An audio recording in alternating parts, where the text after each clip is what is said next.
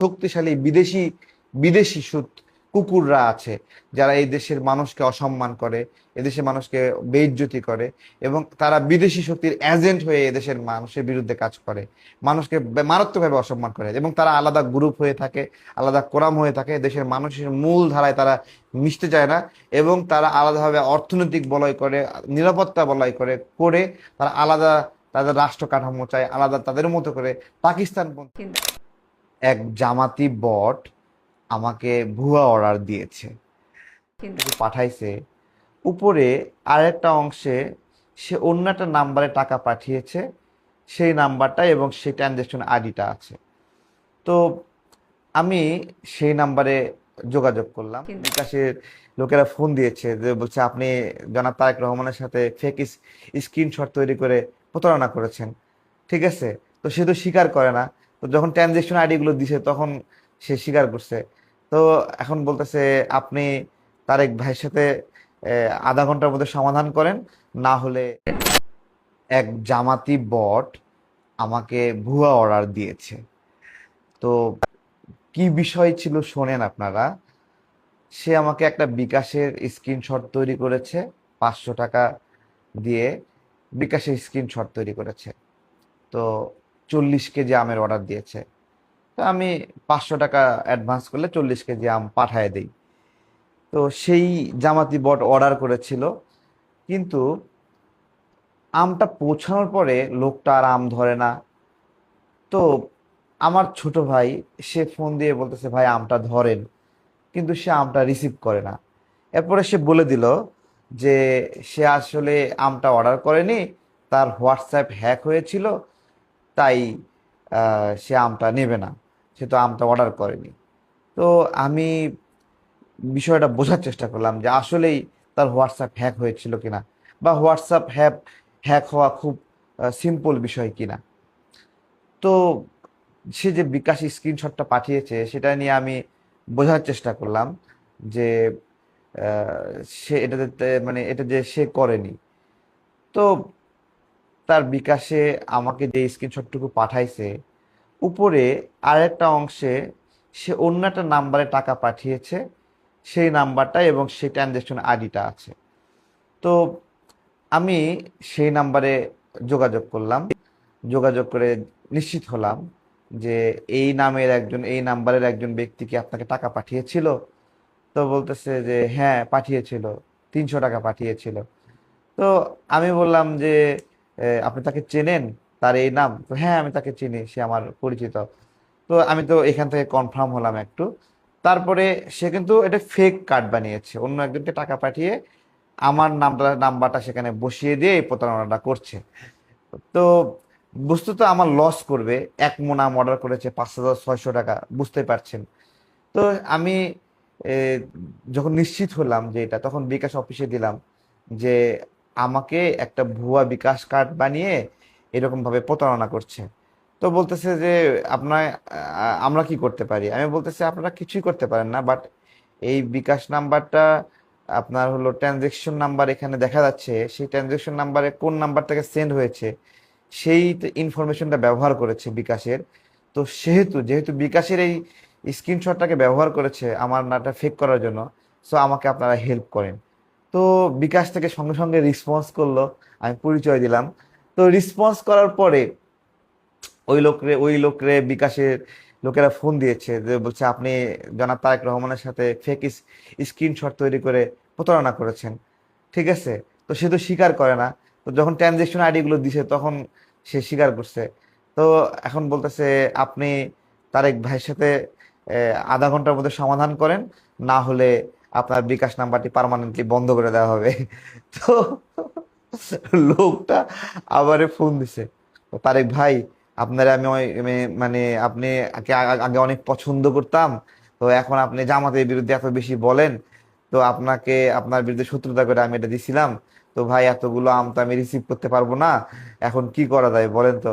আমি বললাম এক মন আম তুমি অর্ডার করছো, তুমি এখন কাঁচো মাচো করতেছো, তোমার বিকাশ নাম্বার বন্ধ করে দিবে দেখে তুমি আমাকে অনুরোধ করতেছো কি, আমাকে বলো তুমি কি করতে হবে। ঠিক আছে, তো বলতেছে ভাই আমি 20 কেজি আম অর্ডার গ্রহণ করি। ঠিক আছে, তো আমি 20 কেজি অর্ডারটা আমি বলছি ঠিক আছে গ্রহণ করো। তো 20 কেজি আমটা গ্রহণ করছে, বাকিটা টাকাটা পাঠাইছে 20 কেজি আম গ্রহণ করে। তারপরে আমি বিকাশ আবার আমাকে ফোন দিছে, তো বলছে ভাই সমাধান হয়েছে? আমি বলছি অর্ধেক সমাধান হয়েছে। ঠিক আছে, কয় অর্ধেক সমাধান মানে? আমি বললাম 40 কেজি আম অর্ডার করেছিল, সে 20 কেজি গ্রহণ করছে আর 20 কেজি এখনো গ্রহণ করেনি। করেনি, এরা আবার ওরে ফোন দিছে, ফোন দিয়ে কয় আপনি তারেক ভাইয়ের পুরো আমটা কেন গ্রহণ করেননি? কয় না না আমি সমাধান করছি। তো বিকাশ থেকে বলছে আপনি পুরো আম গ্রহণ না করলে আপনার হলো আপনার নাম্বার বন্ধ করে দেওয়া হবে। তো বেচারা আবার পুরো আমটা গ্রহণ করে, কি যে একটা অবস্থা।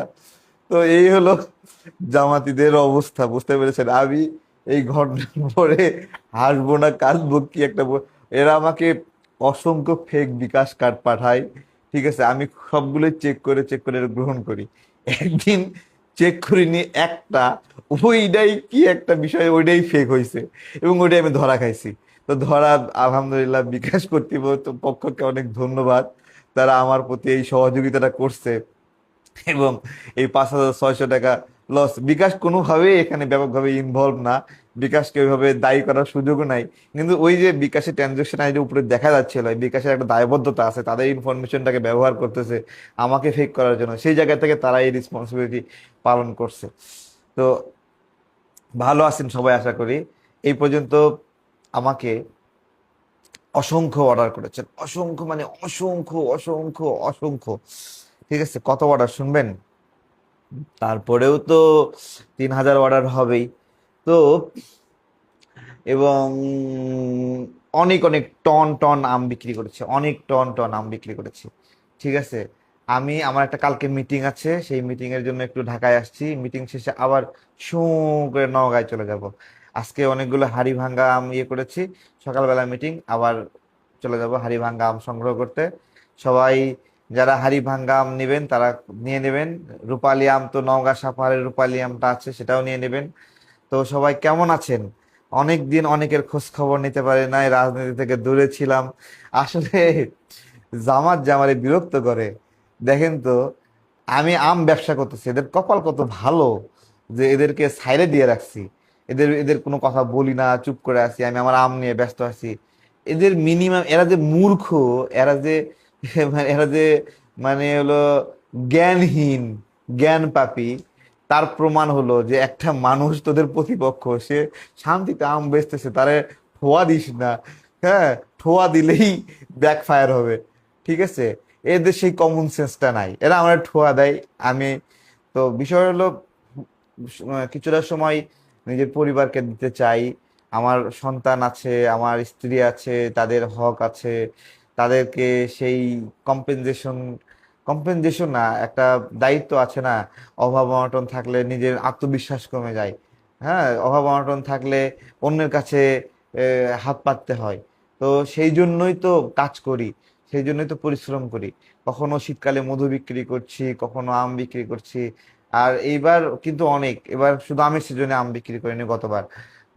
আপনার হলো গৌরমতি, নভেম্বর মাস শীতকাল চলে আসে না, নভেম্বর মাসে আমি আম বিক্রি করছি। এইবারও আগস্ট সেপ্টেম্বর অক্টোবর নভেম্বর পর্যন্ত আম বিক্রি করতে পারবো, এবং শীতের মাঝের দিকে গিয়েও আম বিক্রি করতে পারবো। এটা হলো সামগ্রিকভাবে আমরা যে সেট আপ রেডি করেছি ফল বিক্রির ক্ষেত্রে, এটা খুব ভালো। এবং বেশ কিছু বন্ধু পাইছি যারা আমাকে ফল দেওয়ার ক্ষেত্রে, আগে যেরকম গুছায় দেওয়ার একটা প্রবণতা ছিল না, এখন আর গুছায় দেয় না। আমি আপনাদেরকে বলি যে একটা ঢলের আম যেটা বলে, যে আপনি একটা আম কিনবেন, ধরেন আমটা এক্সাম্পল বলতেছি 1,200 টাকা মন, অথবা ধরেন 3,200 টাকা মন। ঠিক আছে, এটা দুই ধরনের কৌশল থাকে, যে আপনি ছোট বড় সব মিলাই নিয়ে নেবেন। আর একটা কৌশল থাকে যে আপনি বাইচ্চা শুধু আপনার পছন্দ হবে যেটা অনলাইনে দিবেন সেটা দিবেন।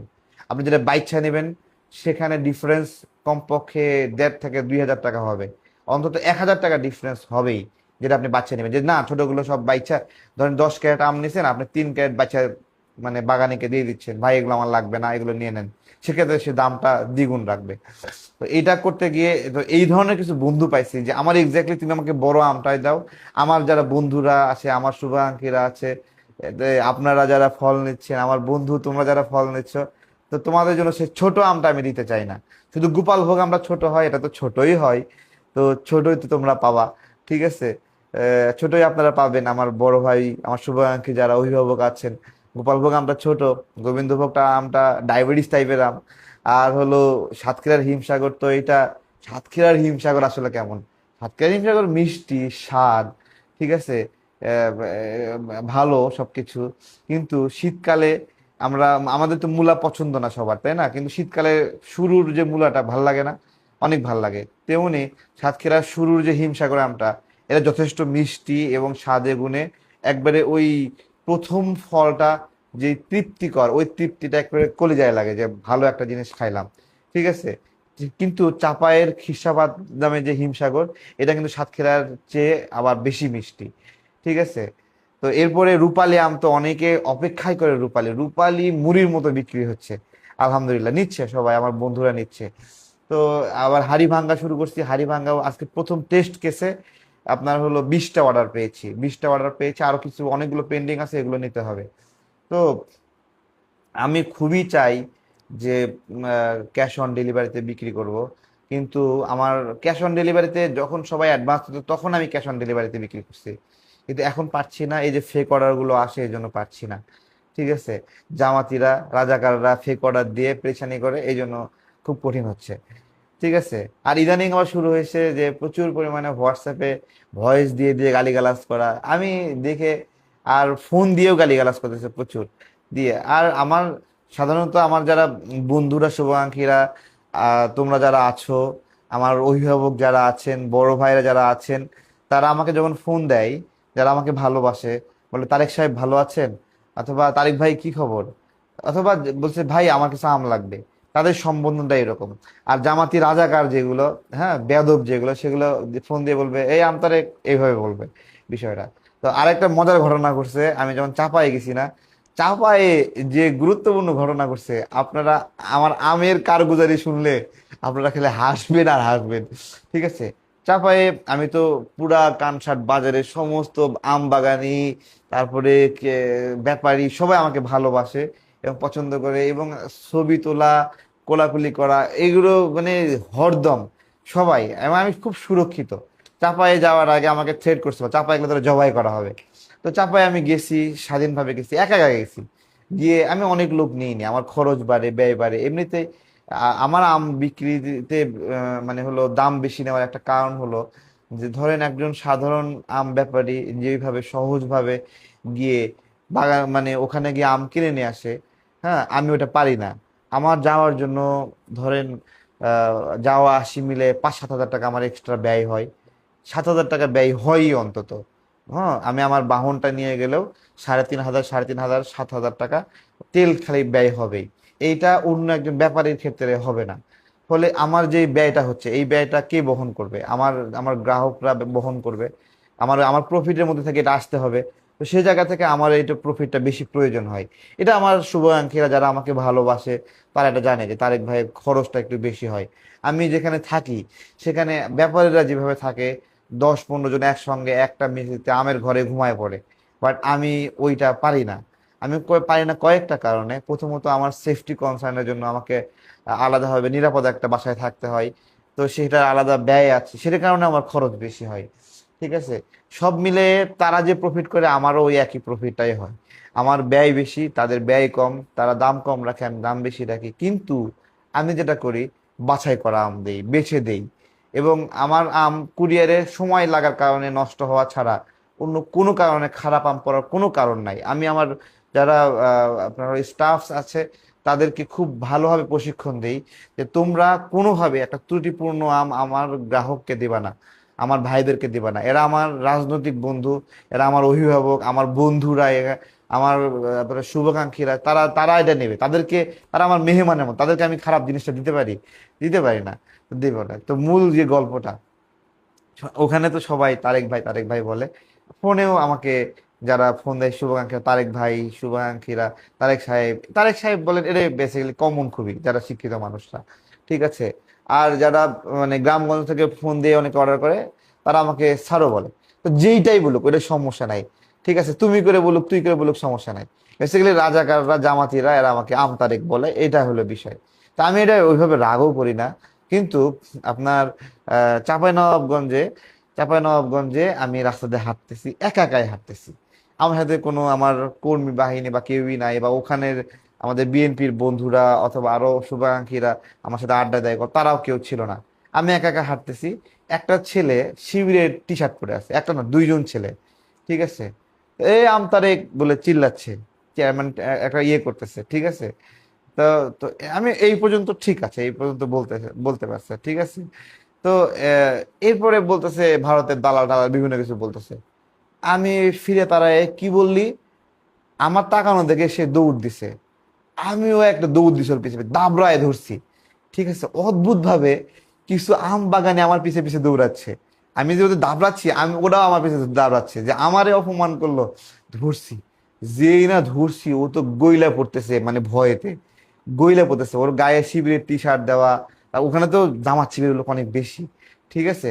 তো আমি তো লজিক্যালি ওরে ধরছি, ও তো কাচু মাচু করে, মানে চোখে ছল ছল কান্না, ওরে মারার আগে ও কান্না করে দিছে। তো আমি বলছি, কিরে তোরা শিবির করো, এত ভয় পাস কেন, কি হয়েছে, তুই আমারে কিছু কটাক্ষ করছিস, ইয়ে করছিস, তুই কান্দে দিছিস কিসের জন্য। ঠিক আছে, আরেক ভাই ভুল হয়েছে, ভুল হয়েছে, ভুল হয়েছে। ভুল হয়েছে, কি হয়েছে? তারপরে আশেপাশে বাগানে যেটা আছে না, যারা আম চাষ করে, আম কেনা বেচা করে, ঠিক আছে, তো ওরা ওই মানে ওদেরও মধ্যেও জামাতের লোক আছে, ওখানেও সাধারণ বিএনপির লোক আছে, সাধারণ মানুষ আছে যারা রাজনীতি করে না, আর আওয়ামী লীগের লোকরা আছেও। তো আমি কিছু কর আগে হেরাই দুই চারটা চট থাপ্পড় লাগাই দিল। তারেক ভাই আমাদের মেহমান, তুই বেদবি করছিস কিসের জন্য? ঠিক আছে, বেচারা আমি আটকাই আটকাই গুলাতে পারি না, গাল টাল সব লাল করাই দিছে বেচারা শিবির ছিলেন, ঠিক আছে। তো এইটা হলো একটা অভিজ্ঞতা ছিল। এরপরে নওগাঁ সাপাহারের একটা অভিজ্ঞতা আছে, ঠিক আছে। নওগাঁ সাপাহারে সেম একই একই কথা, জামাতিরা যেটা করতেছে। তো আমি আম কিনতেছি, একা একা হাঁটতেছি, আমার মাথায় একটা ক্যাপ আছে, সেই ক্যাপটা পরে আমি হাঁটতেছি। তো আমার একটা চিল্লান দিছে, এই আম তারে করে চিল্লান দিছে, ঠিক আছে। তা আমি ঘুরে আসে দাঁড়াইছি, আসে দাঁড়াইছি, আশেপাশে বাগানের আমাকে সবাই চেনে, ঠিক আছে। ওখানে ওরা ওরা আমার সাথে আসছে, এই তারেক ভাইরেকে এরকম করে কটাক্ষ করলো এবং চিল্লাচিল্লি শুরু করে দিয়েছে সবাই। হে নাই, গায়ে হয়ে গেছে, নাই হয়ে গেছে, ঠিক আছে। তো আমার কাছে একটা জিনিস আশ্চর্য লাগছে, যে এই জামাতিরা এত সোশ্যাল মিডিয়ায় এরকম হাম্পি দাম্পি করে, এই মানুষকে হ্যারাসমেন্ট করে, এই মানুষকে গালিগালাজ করে, এরে রেপ করতে চায়, ওরে ছিলতে চায়, ওরে খাইতে চায়, ঠিক আছে। তারপরে ও মুখের মাকে রেপ করতে চায়, এই যে হাম্পি দাম্পি, কিন্তু বাস্তবে এরা এত পরিমাণ ভয় পায়, এটা আমি গত কয়েকদিনে দেখলাম, যে এরা মানে সাইড থেকে বিরাট সাহসী, কিন্তু সামনে সামনে আসলে মানে বিলাইতে একটা আঁচড় মারে, কিন্তু এরা ওই ধরনের হিম্মতও রাখে না, এত পরিমাণ কলিজার মধ্যে ধুকধুক ধুকধুক করে, চিন্তা করতে পারবেন না। তো আম ব্যবসা করতেছি, বিভিন্ন রকম অভিজ্ঞতা হচ্ছে। আর হলো চোখ মুখ কালো হয়ে গেছে। আপনার হলো আমার এই অংশ দিয়ে দেখতেছেন না, যতটুকু যেই কালার, এই এই গলার নিচের অংশ একবারে ঠিক অন্যরকম ডিফারেন্স রং, দুই রং হয়ে গেছে, উপরে একরকম রং হয়ে গেছে, কালো হয়ে গেছে, ভিতরে একরকম আপনার হলো সাদা শরীর, ঠিক আছে। ভালো থাকবেন ইনশাল্লাহ। আর হলো যাদের আম প্রয়োজন, ঠিক আছে, আম নিতে হবে। আপনারা আমাকে ভালোবাসেন। এখন আমি আম দিচ্ছি, কোনটা কত টাকা কেজি, অনেকের অপেক্ষায় থাকে যে আমটা আসলে কত টাকা কেজি। আমরুপালি 140 টাকা করে দিচ্ছি, 140 টাকা কেজি। এই আমরুপালিগুলো আমরা যেটা দিচ্ছি সেটা কই কই পাবেন, বাইতুল মোকাররমের সামনে পাবেন। এখানে কিছু ব্যবসায়ীরা, আমি যে গ্রেডের আম নেই তারাও সেই গ্রেডের আম নাই, ওই রকম হাই রেটের আম নাই। তারপরে উত্তরায় পাবেন বেশ কিছু বড় ফলের দোকানে। তারপরে গুলশান ডিসিসি মার্কেটে আমার এই আমগুলো পাবেন। মোহাম্মদপুরে একটা বাজার আছে, এখানে ভালো আম এই আমটা পাবেন। এবং আফতাবনগরে একটা ভুইয়া বাড়ি বাজার আছে না, কি এই বাজারে একটা ফলের দোকান আছে, এইখানে আপনারা এই ভালো ফলগুলো, ওরা আমাদের দেখা হয় ওইখান থেকে একই গ্রেডের আমরা আমগুলো নেই। এবং এই সবগুলো আমি দেখবেন ওরা 150 টাকা 160 টাকা করে বিক্রি করতেছে। এবং হিমসাগরটা বিক্রি করলাম 140 টাকা দিয়ে শুরু করছি, পরবর্তীতে এটা শেষ করলাম 160 টাকা করে। এবং এখন যে আমরা হিমসাগর পাচ্ছি, এটা সাইজ টাইজ ভালো না, কিন্তু দাম এটা ধরেন মাঠ থেকে কিনতেই 5,800, 6,000 টাকা, 6,200 টাকা এরকম করে কেনা পড়ে। তো একটা আম যদি আপনার 5,800 টাকা করে কেনা পড়ে হিমসাগর আম, তাহলে কত করে দেবেন? তারপরে হাড়ি ভাঙ্গাম, আমি যদি মিডিয়াম কোয়ালিটির আমরা নেই তাহলে এটা 100 টাকা করে কেজি, 80 টাকা করে কেজি বিক্রি করা যায়। কিন্তু আমি যে আমটা নিচ্ছি সেইটা ওই কোয়ালিটি আমের চেয়ে 1-1.5 হাজার টাকা বেশি, যার ফলে ওইটা এটাও আমাকে 140 টাকা করে, ভালো আমটা দাম বেশি নিতে হচ্ছে। এবার আসেন যে কেন এরপরে আমার দামটা বেশি হয়, আমি তারপরেও কিন্তু 100 টাকা দিতে পারতাম, কোথায় খরচটা হচ্ছে? একটা ক্যারেট, একটা ক্যারেট কিনতে হয় আমাকে, পেপার লাগে, পেপার লাগে ধরেন 15 টাকার, একটা ক্যারেট লাগে 80 টাকা। তারপরে হলো যিনি বাধাই করে দেয় তিনি নেয় 25 টাকা, সবকিছু রেডি করে দেয়। তারপরে ভ্যান ভাড়া, লেবার, প্রত্যেক ভ্যানে বক্সের জন্য 10 টাকা করে নেয়। তারপরে আবার ভ্যানে মাল নিয়ে আসতে সেখান থেকে আবার একটা ব্যয় হয়। এরপরে আর একটা ব্যয় হয় হলো কুরিয়ার সার্ভিসে। কুরিয়ার সার্ভিসে আপনার হলো সর্বনিম্ন 22 টাকা থেকে শুরু করে 26 টাকা পর্যন্ত প্রতি কেজিতে কুরিয়ার সার্ভিস নেয়। মানে 10 কেজি আমে 260 টাকা শুধু কুরিয়ার সার্ভিসে চার্জ নেয়। 10 কেজি আমে 150 টাকা প্যাকেজিং এবং লেবার চার্জ খরচ হয়। তাহলে কত গেল? 260 আর 150 কত হলো? হ্যাঁ, কত হয়? 360, 410 টাকা শুধুমাত্র এই বাবদ খরচ হয়। ঠিক আছে, এরপরে আমি তো একটা লেবার, তাই না? আমার খরচ হয়, তারপরে আমার কম্পেনসেশন আছে, এই সব কিছু মিলে আবার প্রফিট আছে, আমাকে এই দামে বিক্রি করতে হয়। আমি গত 4 বছর যাবত 140 টাকা কেজি আম বিক্রি করতেছি, 4 বছর যাবত, এবং এইবারও রেটটা বাড়ায়নি। এবং আমার যারা বন্ধুরা হাজার হাজার শুভাকাঙ্ক্ষীরা আম নিচ্ছেন, তারা এই দামে নিয়ে সন্তুষ্ট। এবং এরকম হয়েছে যে সব মিলে 3টা কি 4টা পার্সেল খারাপ পড়েছে, যাতে যাতে পচে গেছে, এরকম হয়েছে। তো সেই একবারে পচেও যায়নি, ধরেন 30% পচে গেছে, বলতে অতিরিক্ত পেকে গেছে এরকম।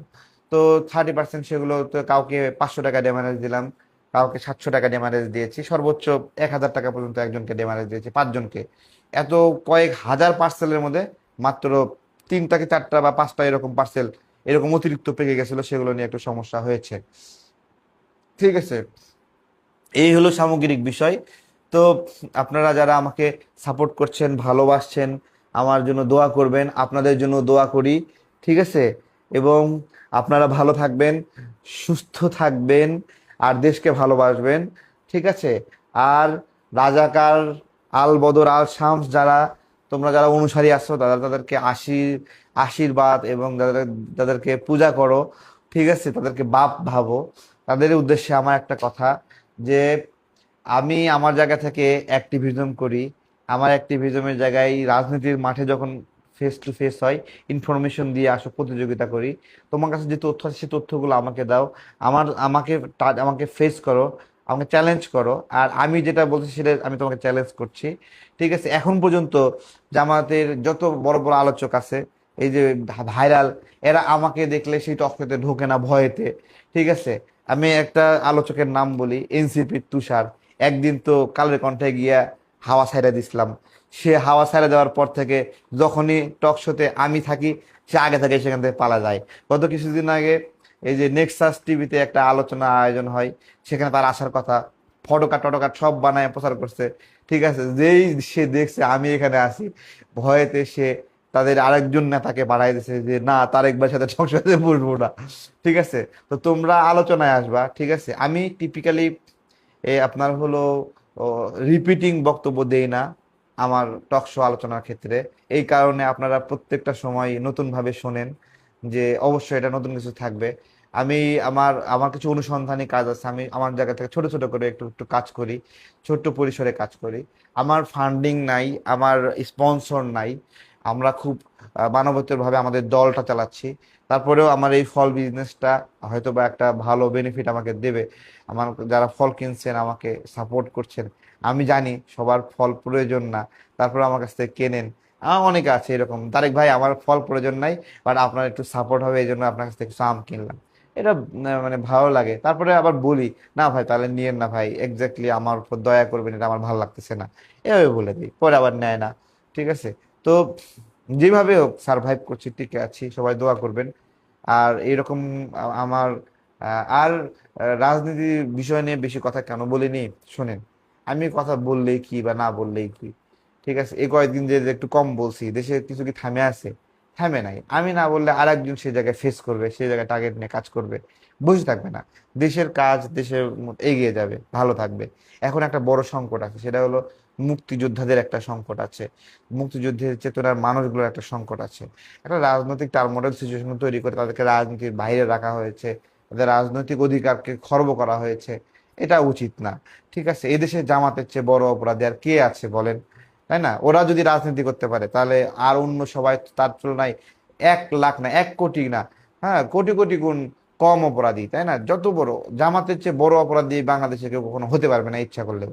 কারণ যেই ঘটনা তারা ঐতিহাসিকভাবে ঘটিয়েছে, এই দেশের নারীদের অসম্মান করেছে, আমাদের মাদেরকে, আপনার মাকে, আমাদের মাকে অসম্মান করেছে, বেইজ্জতি করেছে, বেআব্রু করেছে, বিদেশি শক্তির হাতে উঠায় দিয়ে তাদের সম্ভ্রমহানি করেছে, গর্ভবতী করেছে।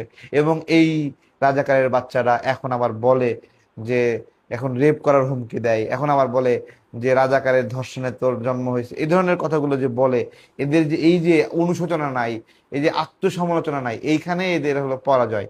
যে এরা কখনো এইভাবে এগোতে পারবে না। তো বাংলাদেশে মুক্তিযুদ্ধের পক্ষের মানুষরাই রাজনীতি করবে। এবং বিএনপি যদি রাজনীতি করতে চায়, প্রাথমিকভাবে তারা ভাবছিল না মুক্তিযুদ্ধ চেতনা নিয়ে কথা বলবো না। বেশ কিছু এমপিও বলেছিল এইভাবে যে মুক্তিযুদ্ধের চেতনা নিয়ে আপনার হলো আর আর মানে রাজনীতি করা যাবে না, এই ধরনের কথা বলেছিল। কিন্তু বাস্তবে কি দেখলেন জানেন? এদেশের স্বাধীনতাকামী, স্বাধীনতার পক্ষের মানুষের একমাত্র শক্তি হলো মুক্তিযুদ্ধের চেতনা। এবং এই চেতনার বিরুদ্ধে একটা শক্তিশালী বিদেশি বিদেশি কুকুররা আছে, যারা এই দেশের মানুষকে অসম্মান করে, এদেশের মানুষকে বেইজ্জতি করে, এবং তারা বিদেশি শক্তির এজেন্ট হয়ে এদেশের মানুষের বিরুদ্ধে কাজ করে, মানুষকে মারাত্মকভাবে অসম্মান করে। এবং তারা আলাদা গ্রুপ হয়ে থাকে, আলাদা কোরাম হয়ে থাকে, দেশের মানুষের মূল ধারায় তারা মিশতে চায় না। এবং তারা আলাদাভাবে অর্থনৈতিক বলয় করে, নিরাপত্তা বলয় করে করে তারা আলাদা তাদের রাষ্ট্র কাঠামো চায়, আলাদা তাদের মতো করে পাকিস্তানপন্থী একটা ইয়ে চায়। যে এবং তাদের মধ্যে ওই আফসোসটা সবসময় কাজ করে।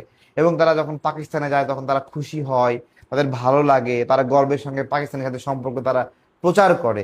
ঠিক আছে, এই বিষয়গুলো এটা হলো সার্বভৌমত্বের সংকট। তো এই বাংলাদেশে ওই চিন্তার মানুষের সঙ্গে অন্য চিন্তার মানুষগুলো একটা সম্পর্ক সবসময় আদর্শিক সংঘর্ষ থাকবে। বিএনপি এই জায়গায় যদি ভুল করে অন্য কিছুকে মানে লক্ষ্য করে এগোতে চায়, তাহলে তারা পারবে না, এটা পারা সম্ভব না। ভালো থাকবেন ইনশাল্লাহ, ভালো থাকবেন। আর হলো অনেক অনেক দোয়া এবং শুভকামনা সবার জন্য। যারা আমের জন্য ফোন দিয়েছিলেন, অনেক সময় মেসেজ রিপ্লাই করতে দেরি হয়। তো আমার বিষয় হলো যে আপনারা যদি আপনারা আমাকে কলে খুব কম পাবেন, আমাকে পাবেন হলো হোয়াটসঅ্যাপ মেসেজে। যারা দেখছেন হোয়াটসঅ্যাপ মেসেজ করবেন, আমাকে পেয়ে যাবেন ইনশাল্লাহ। হ্যাঁ, মেসেজে 10 গুণ দ্রুত রিপ্লাই পাবেন। মেসেজে কনফার্ম আপনার হবে, কিন্তু পাগলের মতো কল দিচ্ছেন, সরি পাগলের মতো না, আমার কাস্টমার, আমার সম্মানিত বড় ভাইরা যারা বারবার কল দিচ্ছেন, ভাবছেন কেন ধরছি না কেন ধরছি না। একসাথে তো একজন মানুষের কল রিসিভ করা যায়, 3 জনের কল রিসিভ করা যায় যায় না, কিন্তু একসঙ্গে 10 জন মানুষ কিন্তু মেসেজ করতে পারে। সুতরাং যারা আমের জন্য মেসেজ করে তারা দ্রুত রিপ্লাই পায় এবং দ্রুত আম পায়। কিন্তু যারা না বুঝে শুধু কল দিচ্ছে কল দিচ্ছে কল দিচ্ছে, এরকম অনেক মানুষ একসাথে কল দেয়, কোনটাই রিসিভ করতে পারে না। আমি আমার মতো মেসেজের রিপ্লাই করতে থাকি আর আম বিক্রি করতে থাকি, আর কলওয়ালা মানুষগুলো কলে পড়েই থাকে। তো এই আর কি, যারা আম নিতে চায় দ্রুত যদি এরকম ভাবে আমাকে রেসপন্স করে, মেসেজ করে, টেক্সট করে হোয়াটসঅ্যাপে, তাহলে তারা আম দ্রুত পেয়ে যাবে। ভালো থাকবেন ইনশাল্লাহ। আসসালামু আলাইকুম, বিদায় নিচ্ছি।